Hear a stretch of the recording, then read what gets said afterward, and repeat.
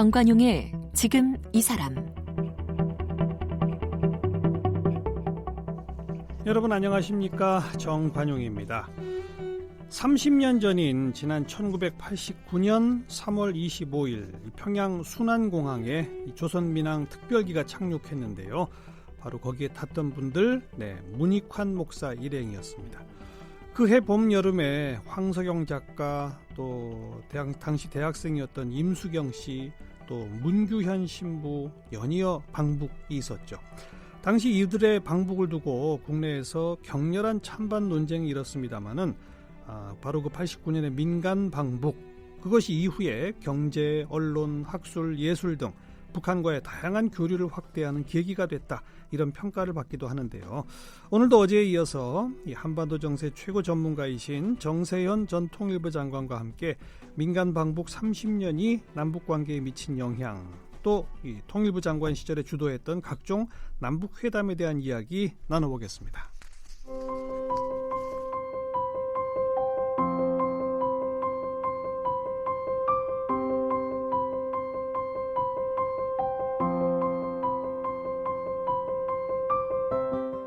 정세현 전 장관은 서울대 외교학과에서 학사를 비롯한 석박사학위를 받았습니다.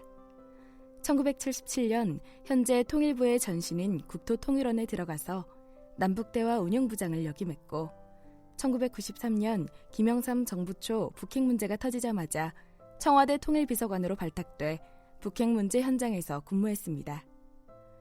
이후 김대중 정부 시절인 1998년에는 통일부 차관을 지냈고, 2002년부터 통일부 장관을, 2003년부터는 노무현 정부 통일부 장관으로 각종 남북회담을 주도했습니다. 장관 퇴임 후에는 민족화해협력범 국민협의회 대표 상임의장과 원광대 총장을 역임했고요. 현재 한겨레 통일문화재단 이사장과 한반도 평화포럼 이사장을 맡고 있습니다. 문교부 장관상, 국회의장상, 청조근정훈장 받았고, 저서로는 모택동의 국제정치사상, 정세현의 통일토크를 비롯해 정세토크, 외교토크, 그리고 담대한 여정 등이 있습니다. 네, 어제에 이어 오늘도 정세현 전 통일부 장관 모시고 말씀 나눕니다. 제가 자료를 보니까 장관님 고향이 만주시더라고요. 뭐 고향이 아니라 출생지. 그러니까. 고향은 전라북도, 아버지는 전라북도 장수 출신이고, 네. 어머니는 이제 전주 출신이고, 예. 저는 전라북도, 저는 중학교까지는 거기서 나왔습니다. 근데 아무튼 태어나기는 만주에서 태어났어요. 예, 일제 때죠. 일제 말인데 아버지가 그 젊은 나이에 그쪽에 가서 한약방을 차리시는 바람에 상대적으로 좀 경제로 여유가 있었던 것 같아요. 네. 조선 사람이 많이 있었으니까. 예. 뭐 만주도 연길 용정 정도 남만주가 아니라 저는 아주 최북단, 그 오히려 러시아가 가까운 지금의 그 하얼빈보다도 더 동북쪽일 겁니다. 그래요? 자무스라고. 우리말로는 감옥사라고 그러는데 발음이 안 좋지, 감옥사. 근데 한자로는 뜻이 좋습니다. 무슨 뜻이에요? 아름다울 가짜의 나무 목자의 그 사계 권위 잘 때 사자. 감옥사. 감옥사. 근데 거기서 해방이 8월 15일 날 태어났어요. 네. 제가 양력으로 6월 16일 날 태어났으니까 정확하게 2달 전에 태어나가지고 100일 지나고, 그러니까 9월 말 100일 지나고 또 추석도 지나고 이제 피난 행렬이 시작됐죠. 그래서 전주역까지 도착하는데 40일 걸렸답니다. 40일? 네. 아이고. 여러 번 죽을 고비를 넘겼다는데 저는 뭐 애기들이 많이 죽어나가고 그랬는데도 그러지 않고, 또 다행히. 예, 다행히. 예. 그러면 만주에서부터 북녘 땅을 쭉 가로질러서 전주까지 오신 거네요. 예. 그러니까 평양까지 일단 뭐 어렵사리 와서, 네. 평양에서 남쪽으로 내려가는 남행 열차를 기다리는데 평양역전에서 이틀 동안 포대기, 강보죠. 쌓여서 이틀 동안 노숙한 최연소 어린입니다. 그게 그런 이제 이 얘기를 어릴 때 많이 들었는데, 네. 나중에 처음에 평양 가서 이렇게 고려 호텔에서 묵었는데, 그 고려 호텔에서 그 내려다 보면은 평양역이 보여요. 네, 네. 그리고 그 말하자면 100일 막 지난 아기가 저기 어딘가에 있었겠구나. 그 강보에 쌓여서 예. 이틀 동안 노숙을 했다는 그 광장을 보니까 그때 그것이 인연이 돼가지고 오늘날 내가 여기를 댕기나 하는 그런 생각을 가끔 했죠. 네. 그 77년에 그때는 이제 통일부가 아니고 국토통일원 들어가셨는데 예. 뭐 특별한 무슨 이유나 배경이 있었습니까? 그거는 이제 제가 교수가 되려고 중국 문제 교수가 되려고 아까 소개할 때 모택동의 국제정치 사상이라는 저서를 가지고 있다고 얘기를 하던데 제 학문적 전공은 사실은 중국 외교입니다. 근데 중국 그 모택동의 외교 전략으로 논문을 써야 되겠는데 박사과정 때 그런데 마침 77년에 그 당시 국토통일원에서 영구직 공무원 공채가 있었어요. 그러니까 그때 모택동 선집이나 인민일보 같은 것을 마음대로 볼 수 있는 데는 중앙정보부하고 통일원밖에 없습니다. 아, 그래요. 자료 보러 가셨군요. 그러니까 자료를 보러. 그것만 논문만 쓰면은 학교로 도망가려고 그랬지. 네, 근데 네. 못 갔어요. 못 가고는 학교에서 받아주지 않아 가지고 못 가고는 거기 쭉 막 가장이기 때문에 월급은 받아야 될 거 아니에요. 댕기다 보니까 나중에 뭐 그 박정희 정권, 전두환 정권, 노태우 정권, 뭐 김영삼 정권 쭉 여러 정권의 통일부에 계속 계시지 않았습니까? 근데 박정희 정권도 전두환 정권도 노태우 정권도 다 남북 대화는 하려고 했었던 거죠.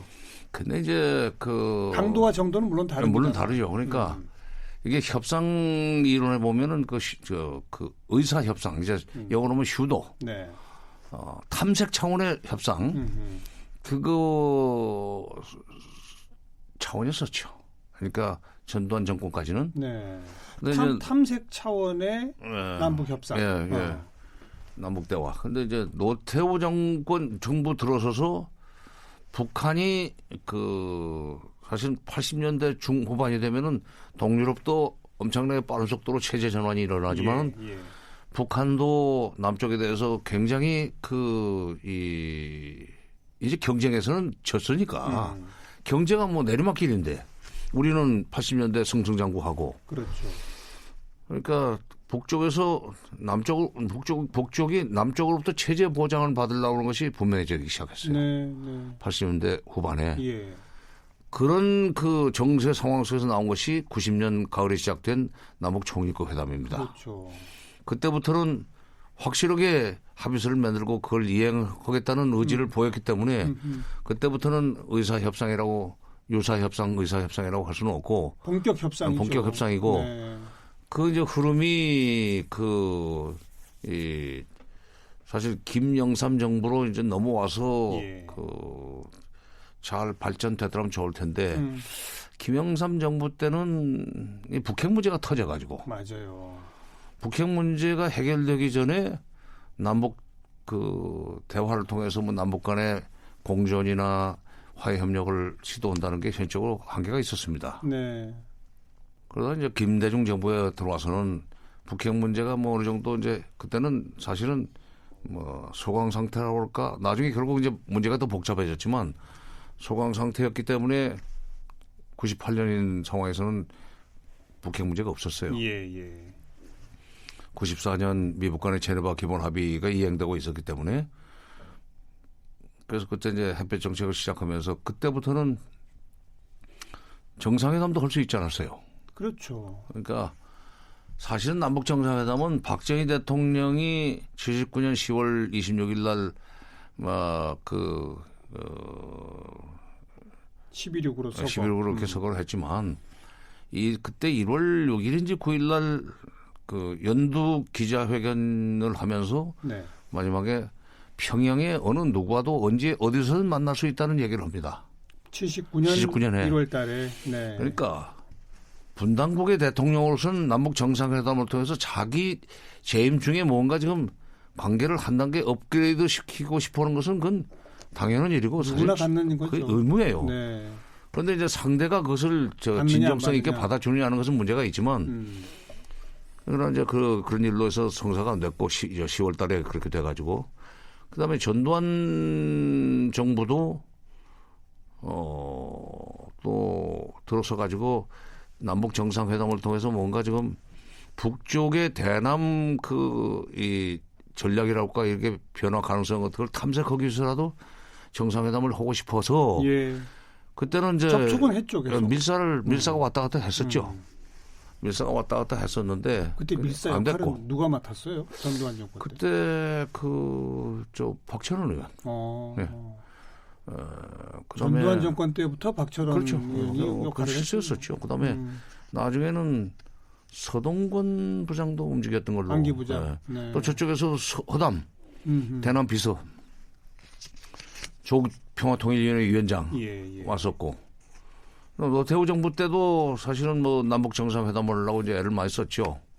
애를 많이 썼는데 그때는 이제 90년 가을에 총리급 회담이 성사가 되면서 정상회담만큼은 아니지만 그래도 북쪽과 남쪽 사이에 공존할 수 있는 그 어떤 틀을 짰죠. 뭐 기본 합의서도 91년에 만들어지고 예. 그랬지 않습니까? 그다음에 그리고 이제, 김영삼 정부 때는 남북 정상회담 일정까지 합의해 놓고 김일성 주석이 사망해 버렸잖아요. 그렇죠. 네. 그때 이제 제가 통일비서관으로 일을 할 때예요. 네. 북핵 문제 때문에 사실은 정상회담이라는 이 카드를 그러니까 미국이 그 북한을 폭격하겠다고 그러니까 그걸 피해 나가는 그 방법론으로서 김일성 주석이죠. 네. 이 방북한 김대중 당시의 야당 그 지도자의 DJ의 공고로 지미 카터 전 미국 대통령이 평양에 갔어요. 예. 그 인편에 남북 정상회담 카드를 꺼내 들어서 그게 성사가 됐는데 그렇죠. 그때 가령 7월 25일부터 27일까지 정상회담을 하기로 합의를 하고 준비를 열심히 했었습니다. 네. 열심히 했었는데 만약 7월 27일 날 7.27 남북 정상선언이 나왔으면 저는 사실 6.15 공동선언과 거의 같은 그런 내용으로 나올 수밖에 없었어요. 그렇죠. 내용이. 그러니까 예. 물론 상대가 있기 때문에 북쪽하고도 합의가 돼야 되는 문제지만 우리 쪽에서 준비를 했던 안은 경제 협력을 통해서 군사적 긴장을 완화시킨다. 또 이제 그 구도에 대해서 김영삼 대통령도 그 말이 되니까. 네. 그래 돈 주면 안 되겠나 하는 반응까지 보였었어요. 유명한 얘기입니다. 돈 주면 안 되겠나. 예. 그거는 간단해요. 이 코멘트도. 김대중 대통령 좀 말씀이 좀 기시고 이론가니까. 네. 근데 그때 만약 7.27 남북 정상선언이 나왔고 그 이후에 98년에 김대중 정부가 들어섰다면 지금 우리 남북 관계는 이렇게 질적으로 헤매지 않습니다. 맞아요. 네. 그 일이 안 되려니까 참 한 보름 남겨놓고 그렇게 세상을 떠버리면 어떻게 합니까? 그러게 말이죠. 그래서 제가 그때 그랬어요. 우리 민족의 운명이 여기까지로 오나. 한탄을 했는데 네. 그래도 만 2년이 안 돼서 김대중 정부에서 정상회담을 하는 바람에 그래도 그로부터 한 7, 8년 이상은 노무현 정부 말년까지 노무현 정부 때도 정상회담 하지 않았어요? 그렇죠. 예. 참 우리가 전쟁 공포 없이 편하게 살았었는데 이 이명박 박근혜 정부 시절에 북한 붕괴를 믿는 두 대통령이 연달아 나오면서 남북 관계를 틀어막아서 또 그 기간 동안 미국도 전혀 북한에 대해서는 아무런 신경도 안 써버리고 그냥 방치해버리고. 그게 이제 미국이라는 나라는 관리해야 될 나라가 많잖아요. 그러니까요. 예. 그러니까 우선순위에서 밀려버린 거죠. 글쎄 우선순위에 밀리죠. 한국이 동맹이지만은 한국 정부가 별로 그렇게 서두르지 않는 일을 그 사람들이 나서야 될 하등의 이유가 없잖아요. 예. 네. 그래서 그때 9년을 놀았던 거죠. 다시 문재인 정부가 들어서 자칭 민주정부, 3기 민주정부라는 민주정부를 자처하면서 지금 남북 관계를 복원하려고 그러는데 이게 지금 이 미국 내에 지금 트럼프 대통령은 빨리 이걸 해결해 보려고 그러는데 대통령 밑에 있는 장관 이하 백악관 보좌관이 이런 사람들이 자꾸 지난 25, 6년 동안에 미국 실무 관료들이 북핵 문제를 다뤘던 방식. 예. 북한의 선행동 요구입니다. 예. 그 쳇바퀴를 계속 돌리는 바람에 진도가 못 나가고 있죠. 그렇죠. 아무튼 장관님과 함께 참 박정희 정권 시절부터를 쭉 회고하며 돌아보니까 오늘 제가 프로그램 시작하면서 얘기한 89년 지금부터 30년 전 문익환 목사 뭐 황석영 소설가, 임수경 씨 등등의 이 방북, 민간 방북 이렇게 보통 부르는데 그게 그 당시에는 참 격렬한 논쟁을 불러일으켰어요. 통일에 뭐 물꼬를 트는 행동이다, 아니다, 그렇죠. 이적행위다, 막 그랬는데 어찌 보면 정세상 90년부터 남북 대화가 또 본격화되지 않습니까? 그 정세상 좀 이게 적절한 위치에 있다고도 볼 수 있대요. 근데 이제 89년이라고 하는 시점은 어떤 그 시점이냐면 사실 89년 1월 1일 그 북한에서 신년사가 중요하잖아요. 네. 김일성 주석이 1월 1일 육성으로 신년사를 낭독했는데 거기서 아주 충격적인 그 문장이 하나 지나갑니다. 뭐죠? 이제 통일은 누가 누구를 먹거나 누가 누구에게 먹히우는 우리는 먹힌다고 그러는데 거기는 먹히운다는 식으로 예. 표기를 해요. 예. 좀 절차법이 다르죠. 그런 먹히우는 방식으로는 해서는 안 됩니다. 그러 나와요. 일종의 흡수통일의 공포입니다. 그렇죠. 대남 그 경계심이죠. 그러니까 사실은 그 북한이 그렇게 나올 정도 되면은 우리 쪽에서는 좀 더 적극적으로 다가갈 필요가 있었는데 네. 물론 이제 그 연장선상에서 90년 가을에 총리급 회담이 되긴 되죠. 근데 이제 아직은 그때는 모든 것이 국가보안법이 적용되던 시절이니까 남북 교류 협력에 관한 법률, 남북 교류 협력법은 사실 90년인가 제정이 됩니다. 그러니까 대북 접촉 같은 거 잘못하면은 보안법에 걸리게 돼 있어요. 잘못이 아니라 전부 걸리죠. 뭐 전부 걸렸죠. 그러니까 문익환 목사님도 89년 3월 말로 내가 기억을 하는데 25일. 네. 25일. 황석영 작가도 그 뒤에 거기도 3월 달이죠.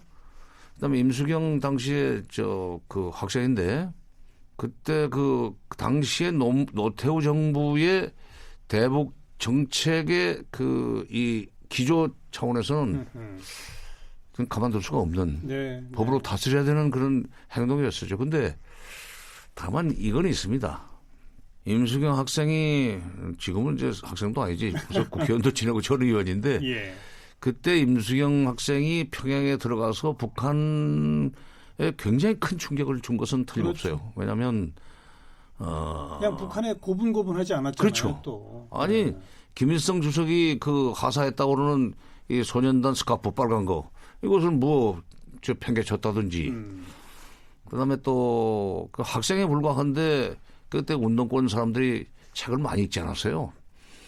게오르그 루카스 같은 것은 상당히 공산주의 이론 쪽에서도 아주 조금 좀 색다른 데고 그래서 학자들이나 그쪽을 연구하는 학자들이나 읽는 책인데 우리 학생이 읽고 북한에서는 그런 책은 금서죠. 왜냐하면 사실 김일성 선집에 나온 얘기가 원본으로 마르크스나 레닌 또는 스탈린 모택동의 한 얘기들을 상당히 좀 약간 좀 번안했다고 할까 해서 김일성의 이 말로 맺는 것들이 많은데 원본은 못 보게 했어요. 아하. 거기서는 그게 금서다 오히려. 근데 원전이 없죠. 금서군요.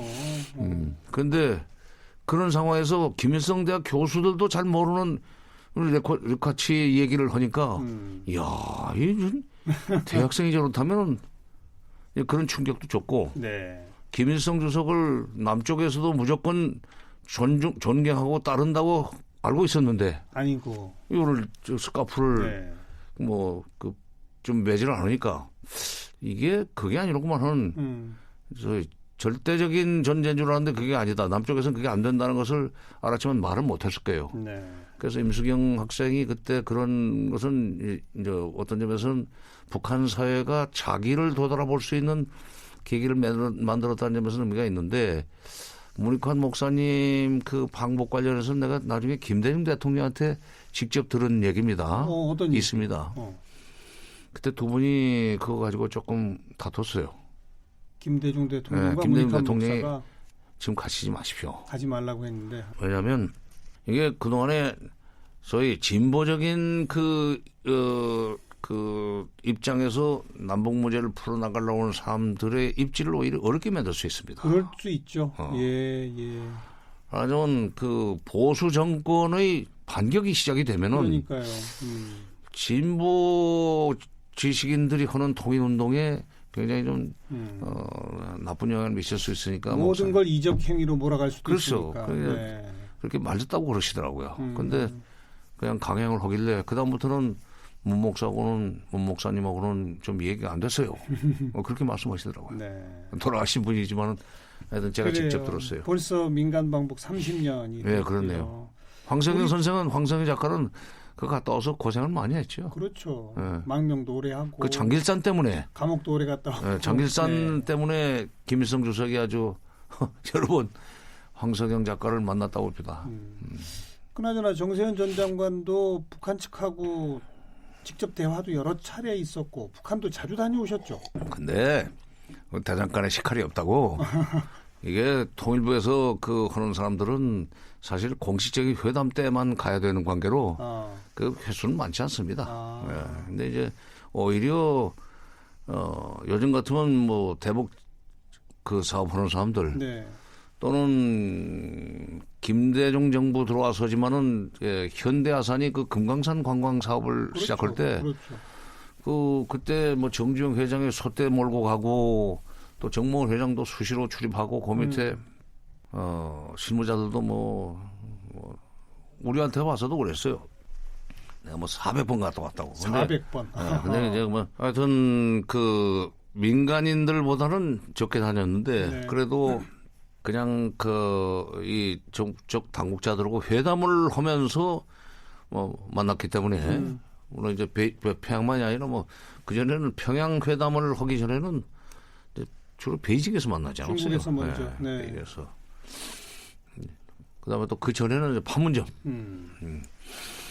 그때 이제 북쪽의 대남 전략의 변화를 우리는 이제 직업상, 네. 직책상 감지를 할 수 있었죠. 그렇죠. 80년대 태도 다르고 90년대 태도 다르고 2000년대 다르더라. 그 제가 어떤 그 언론사가 이제 저한테 전화를 해서 당신 80년대 쓴 글을 보니까 굉장히 그 반공주의적 입장에서 글을 썼던데 그럴 때 많이 썼어요. 예. 통일은 오늘 가지고는 술을 먹을 수가 없습니다. 그러니까 이 잡문을 써가지고 원고료로 술 먹어야 돼요. 네. 술을 좀 많이 먹거든 젊은 시절에. 근데 그때 이제 그런 사람이 왜 요즘 와서는 북한을 비판하지 않고 오히려 북한 편을 들으냐 뭐 이런 질문을 하길래 대상이 그러니까 70년대 북한 다르고 80년대 북한 다르고 그렇죠, 그렇죠. 90년대 북한 다르고 2000년대 북한 다른데 어떻게 옛날에 북한이 지금도 평양에 있다고 생각하고 무슨 대책을 논의하느냐.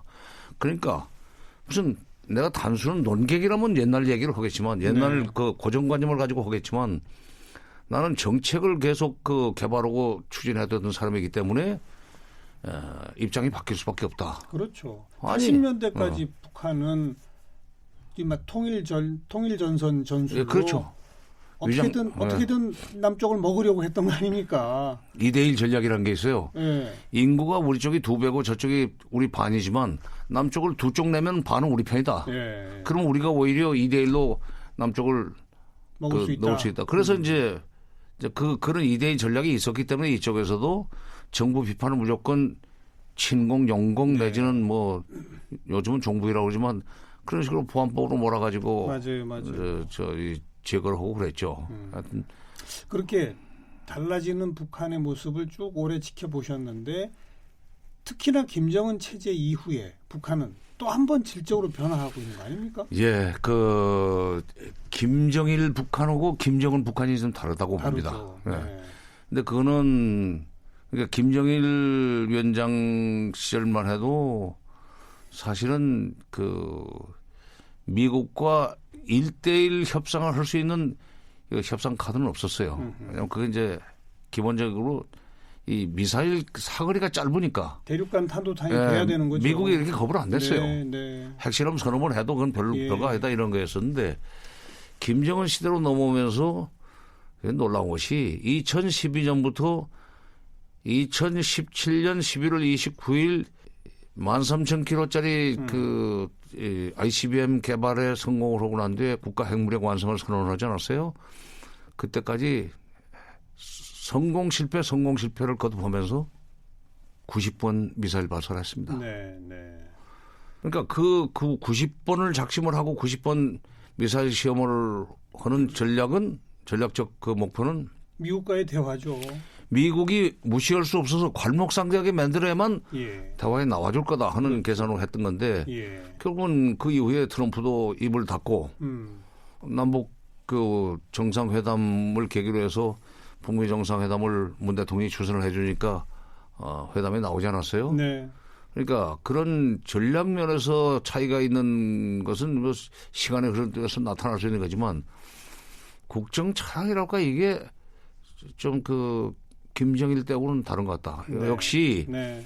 어린 시절에 그 외국에서 유학하고. 외국에서 살아했던 것이 그러니까 어른 돼 가지고 외국에서 사는 거고 예. 감수성이 예민한 그 사춘기 어린 시절에 스위스에서 그것도 살았던 것이 좀 더 그 뭐라 그럴까 자본주의 내지는 시장 경제 그렇죠. 또는 뭐 민주주의라고 그럴까 그 다원주의 또는 인권 이런 거에 대해서 아버지 시대와는 다른 생각하는 게 아버지 다르죠. 할아버지와는 다른 네. 그런 이 철학을 가질 수 있게 만들었고 그것이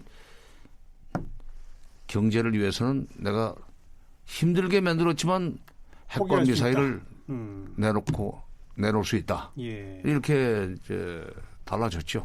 바로 경제를 우선하는 김정은 그리고 경제를 살리기 위해서는 필수 불가결하게 미국과의 관계 개선이 필요하고 국제적인 교류력과 교류를 해야만 하고 외국 자본이 필요하다. 그러자면 북미 간의 협상이 있어야 한다. 그런 전략적 판단 아래에서 오랜 시간 핵과 미사일을 완성시키고 그렇죠. 이제는 대화 국면에 왔으니 이제는 북한의 경제를 생각해서라도 빨리 북미 협상을 타결 짓는 것이 목표 아니겠습니까? 그렇죠. 그래서, 그렇게 되기를 네, 진짜 그래서 간절히 우리가 네. 바라야죠. 네, 잘 돼야죠. 잘 돼야 되는데 미국이 지금 북한의 진정성을 그대로 좀 순수하게 받아들이고 그렇게 협상했으면 좋겠는데 요즘 보면 좀 악용을 하려고 그러는 측면이 있어서 내가 좀 걱정입니다. 그거를 미국이 그러지 못하도록 좀 그 우리 미국의 문재인 대통령이 또 뛰어야 돼요. 네, 알겠습니다. 여기 안에서 좀 발목 좀 잡지 말아야 돼. 자꾸. 네. 자, 어제와 오늘 정세현 전 통일부 장관 함께 만났습니다. 장관님 고맙습니다. 예.